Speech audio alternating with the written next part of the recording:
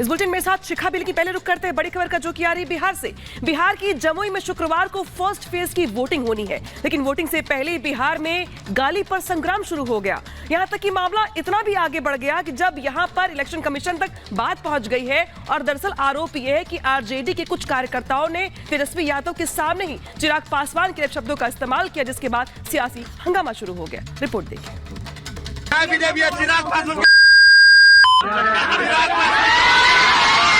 चिराग पासवान जी की माता जी को जिस तरह गाली गलौज राष्ट्रीय जनता दल के द्वारा किया जा रहा है, यह अशोभनीय है। राजनीति का इस स्तर पर जाना उनके मानसिकता और संस्कार को दर्शाता है। तो पब्लिक में मंच पे थोड़ी कोई दे रहा है, पब्लिक में कोई दे रहा है।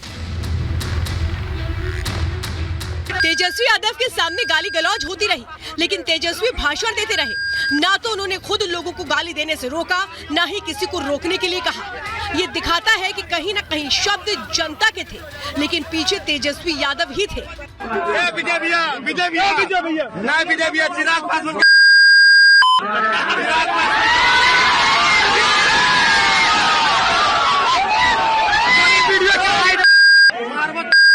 चिराग पासवान के रुक जितना खड़ा करते रहे।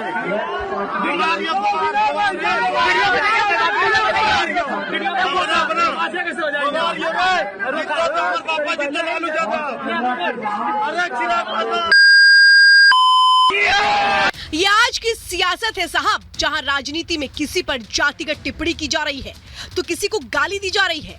बिहार के जमुई में भी यही हुआ, जहां तेजस्वी यादव चुनावी रैली कर रहे थे। कार्यकर्ता एलजेपी अध्यक्ष चिराग पासवान को गालियां दे रहे थे।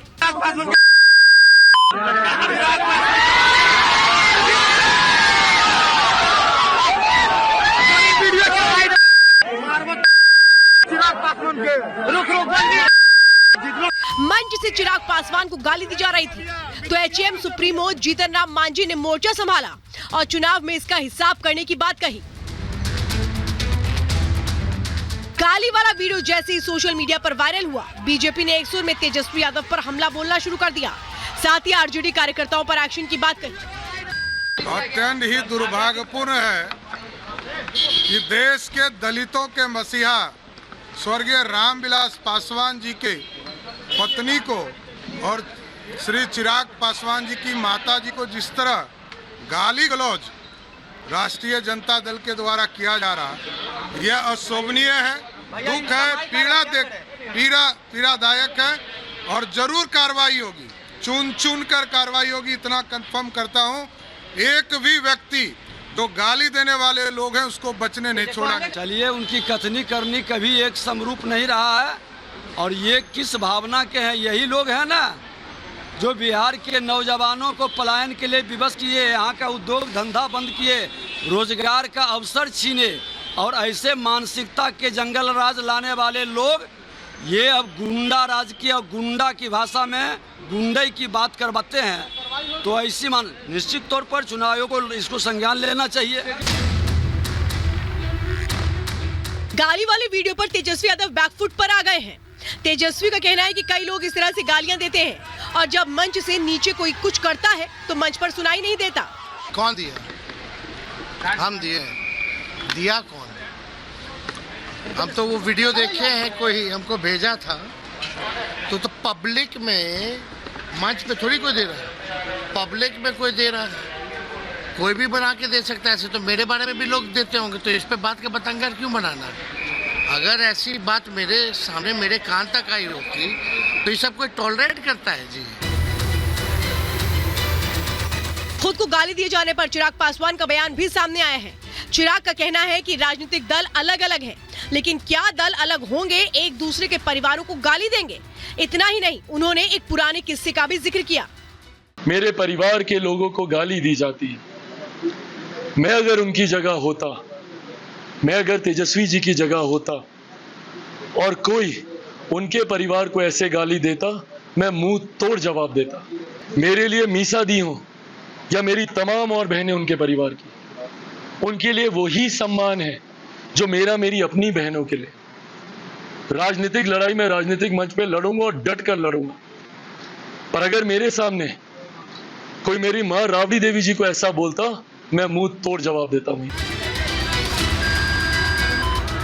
बिहार के जमुई में पहले चरण में वोटिंग होनी है। उससे पहले इस मुद्दे ने बिहार की सियासत में भूचाल ला दिया है और तेजस्वी समेत पूरी आरजेडी को सवालों में ला दिया है। Bureau report, Republic Bharat.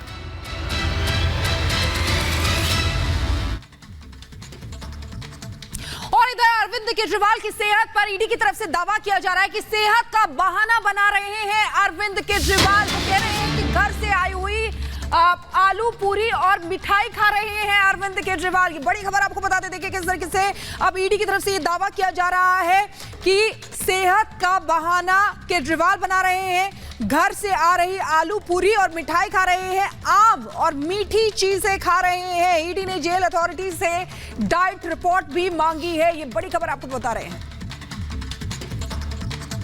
Diet chart has been placed before the court. The diet chart had mangoes and sweets. We placed before the court. Regularly consuming sweet foods, which is not permitted for any diabetes patients. I don't want to make any further comments. Matter is pending before the court. Sir यही वजह sugar बढ़ने की? They have withdrawn, but the person is in court's custody, and it is the duty of the court to take care to ensure that they are not being a hazard to themselves. त्यार जैसे report भी मंगाई sir? Yes. कब पेश करनी sir? No further comments. कल के लिए लगा था। पर केजरीवाल के वकील का बयान भी सामने आ गया है। डाइट के अनुसार केजरीवाल को खाना दिया जा रहा है। सुर्खियों के लिए ईडी लगा रही है ऐसे आरोप। ये बयान दिया गया है जब ईडी ने ये आरोप लगाए। ईडी के वकील ने दरअसल जब बात कही कि केजरीवाल घर से लाया खाना खा रहे हैं, आम खा रहे हैं, मीठी चीजें खा रहे हैं, जिसके बाद केजरीवाल के वकील का बयान भी सामने आ गया। उनकी ओर से कहा जा रहा दरअसल कि डाइट के हिसाब से खाना दिया जा रहा है। सुनिए। This is the issue made by ED so that there is home cooked food also should be stopped. This concerns the health. We are very concerned, and whatever he is taking is as per the doctor's prescription. Otherwise, the matter is sub judice. We don't want. Sir, ED's counsel was saying that he is having mango sweets and tea with sugar in the prison. Is that correct? Whatever he is having is as per the doctor's prescribed diet. और इसी बीच ground zero पर हमारे सहयोगी लोमस हमारे साथ जुड़े हुए, इनके पास जाना चाहेंगे। लोमस, देखिए किस तरीके से ईडी अलग दावा कर रही है और अरविंद केजरीवाल के वकील जो हैं वो अलग दावा कर रहे हैं।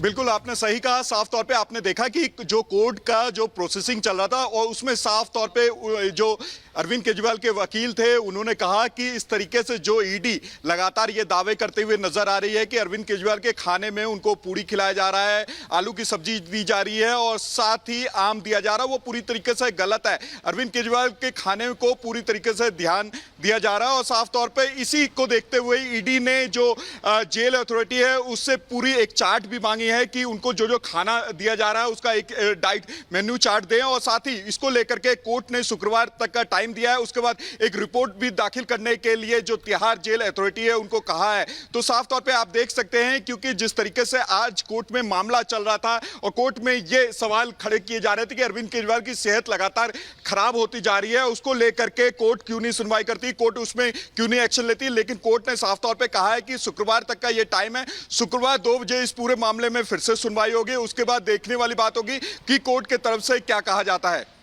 लेकिन लोमस, सवाल दरअसल ये भी खड़े होते हैं कि दरअसल चुनाव चल रहे हैं, इस बीच अरविंद केजरीवाल जिस तरह से जेल में ऑलरेडी हैं, उनकी सेहत को लेकर जो सवाल खड़े हो रहे हैं, लगता है आपको कि शुक्रवार को जब डाइट चार्ट सौंपी जाएगी या जब रिपोर्ट सौंपी जाएगी सब कुछ साफ हो जाएगा या कुछ डाइट में चेंजेस भी किए जाएंगे?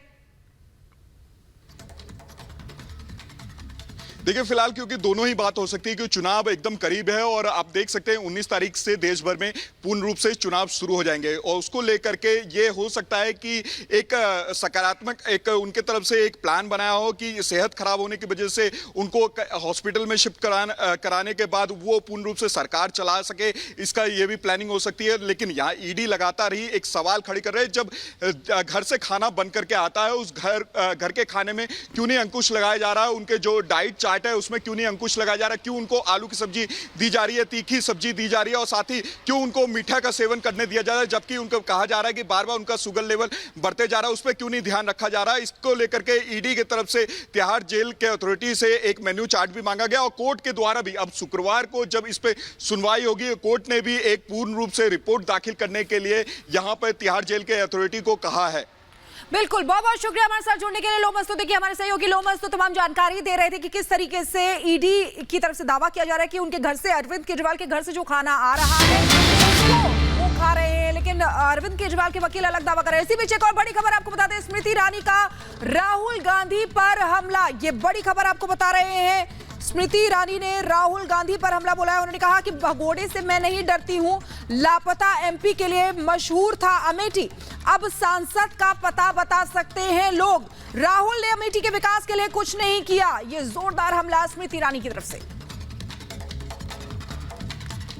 प्रश्न ये उठता है कि अगर आज कांग्रेस का जो प्रत्याशी एक जमाने में था लेकिन अब वायनाड का हो चुका है, उनसे पूछे कि भैया बबनपुर कहाँ है, अगर वो बतला दे तो मान जाए। ये तो जनता भी जानती है कि बबनपुर कहाँ है कि वो नहीं जान पाएंगे। अमेठी लोकसभा क्षेत्र इसलिए जानते हैं क्योंकि उन्होंने ये मान लिया था कि हमें मात्र 5 साल में एक बार आना है, ऐसे ऐसे करके हाथ दिखाना है, लोगों का वोट पाना है, फिर चंपत हो जाना है। करते अजय दुबे हमारे साथ जुड़ गए। अजय दुबे ग्राउंड से रिपोर्ट कर रहे हैं। अजय, अब तो अमेठी की आबो हवा बदल चुकी है। साल दर साल जिस तरीके से स्मृति ईरानी ने अपनी पकड़ मजबूत कर ली है वहां पर, और आज बड़े दावे ये दरअसल कि राहुल गांधी ने कुछ नहीं दिया अमेठी को, अब भगोड़े एमपी के तौर पर जाने जाते हैं। अजय,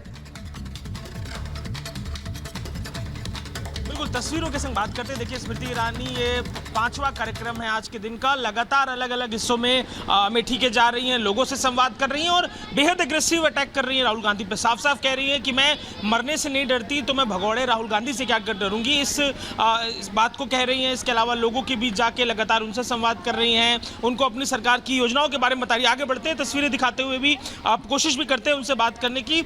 लगातार लोगों से संवाद कर रही हैं, आगे बढ़कर बात कर रही हैं, अपनी सरकार की योजनाओं में जो कुछ हुआ, कोविड के दौरान जो कुछ हुआ, तमाम उन बातों का जिक्र कर रही हैं। और लगातार स्मृति ईरानी लोगों के बीच जाकर बात कर रही हैं और चुनावों को लेकर जो पूरा मोमेंटम है उसे तैयार कर रही है। ये बात जो बार बार कही जा रही है कि चुनाव लड़ने के लिए वायनाड के बाद राहुल गांधी आ सकते हैं अमेठी को, उसको लेकर भी टिप्पणी कर रही है कि वो जो लड़ाने वाले लोग हैं, जो जाति के नाम पर, धर्म के नाम पर आते हैं, क्या उनको अमेठी की जनता फिर मौका देगी। जो कुछ 15 साल सांसद रहते हुए उन्होंने कहा, उसका भी हिसाब देने की बात कर रही है। तो लगातार अलग अलग हिस्सों में जा रही हैं। अब ये कार्यक्रम संपन्न हुआ, इसके बाद अब अगले कार्यक्रम के लिए बढ़ती हुई स्मृति ईरानी यहाँ से अलग अलग हिस्सों में लगातार, चाहे जो एकदम सुल्तानपुर से लगा हुआ हिस्सा हो अमेठी के पास का, चाहे जो अयोध्या। जी बिल्कुल अजय, बहुत बहुत शुक्रिया हमारे साथ जुड़ने के लिए और तमाम जानकारी देने के लिए। तो देखिए किस तरीके से अजय दुबे हमारे सहयोगी जो है वो तमाम जानकारी दे रहे थे। लेकिन इधर गृह मंत्री अमित शाह ने गुजरात में चुनाव प्रचार का आगाज कर दिया है।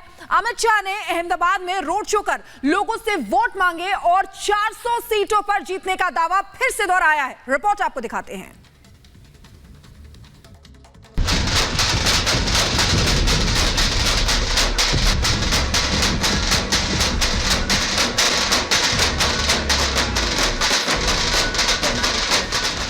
नगाड़ों की था,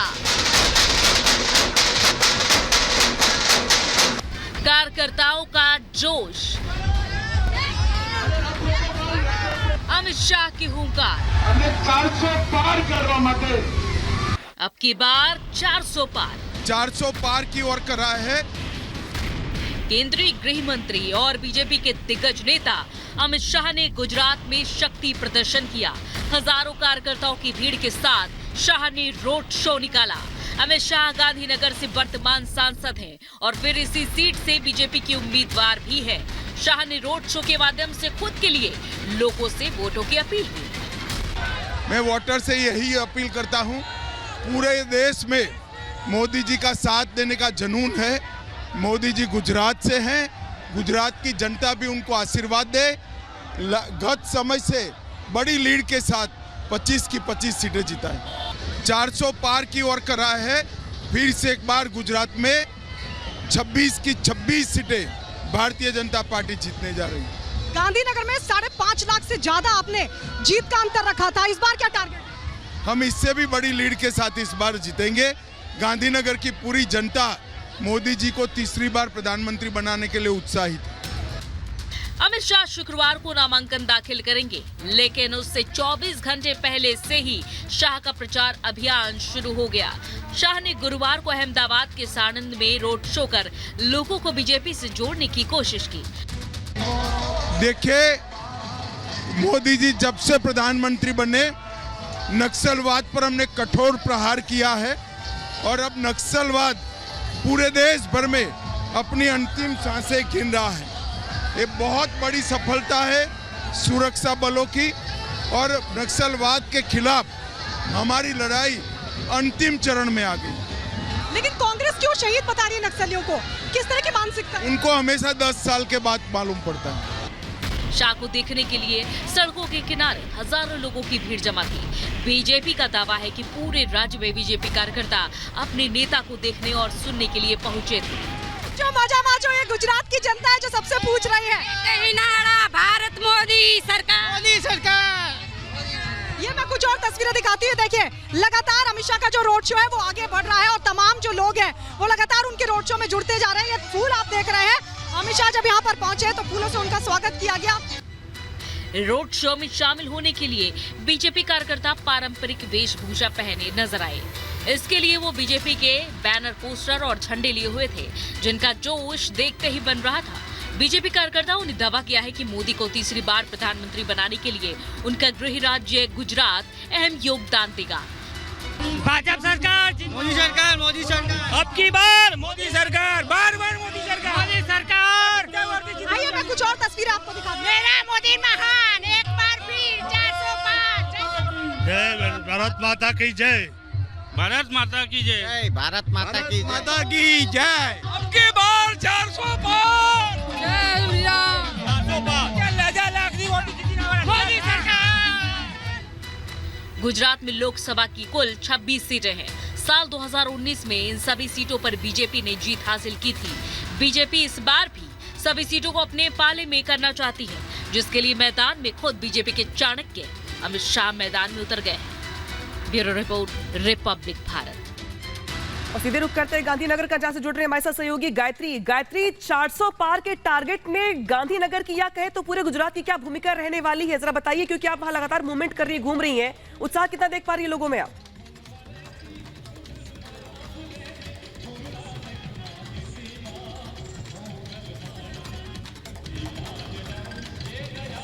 देखिए इस वक्त मैं रानी पे मौजूद हूँ और आप ये देख सकते हैं सरदार पटेल की मूर्ति पर सबसे पहले अमित शाह थोड़ी देर बाद यहीं पर पहुंचने वाले हैं और यहाँ से वाजिलपुर उनका जो रोड शो है वो वहाँ पर पहुंचेगा और सबसे पहले वो यहाँ पर पहुंचेंगे रानीप में, सरदार पटेल को पुष्प अर्पित करेंगे और उसके बाद भी सरदार पटेल चौक पर इस वक्त मौजूद है। और मैं आपको भीड़ दिखाती हूँ। देखिए पूरा अगर आप देखेंगे तो यहाँ पर खचाखच लोगों को आना शुरू हो चुका है। तमाम जो लोग हैं आसपास के वो यहाँ पर आ चुके हैं और एक बार मैं जरा पीछे दिखाऊंगी। प्रधानमंत्री मोदी का एक बड़ा सा कटआउट यहाँ पर लगाया गया है, उधर अमित शाह का लगाया गया है। लोग छतों पर खड़े होकर अभी इंतजार कर रहे हैं अमित शाह, क्योंकि यहाँ पर पहुंचेंगे और सीधे वाजलपुर जाएंगे और वहां पर ये रोड शो खत्म होगा और उसके बाद एक जनसभा को भी संबोधित करेंगे। तकरीबन 10 किलोमीटर 10 से 12 किलोमीटर का ये रोड शो होने वाला है।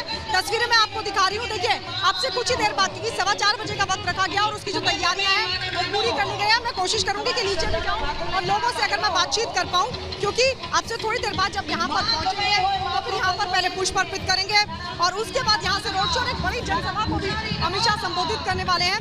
लोग यहाँ पर आए हुए हैं, हम उनसे बातचीत करते हैं। आप लोग कहाँ से आए हुए हैं? क्या बोला? कहाँ से आए हुए हैं? मैं यहाँ से हूँ, गुजरात से हूँ। गुजरात। हाँ, तो अभी अमित शाह यहाँ पर आने वाले हैं। अमित शाह आने वाले हैं। तो अभी क्या लग रहा है चुनाव में 400 पार करेगी बीजेपी इस बार। क्या करना बीजेपी को लेकर अब इस बार क्या उम्मीद है? हाँ, मैं बीजेपी के लिए खड़ा हूँ, उसको धन्यवाद कहने वाला हूँ। अंकल जी आपको क्या लग रहा है? आप यहाँ पे रोड शो के लिए आए हैं? આ બધું સારું છે। રોડ શો के लिए आए हैं? આપણે ભાજપ કાર્યાલય જ હોવું જોઈએ। जब भाजपा में હા, આ જ હોવું જોઈએ।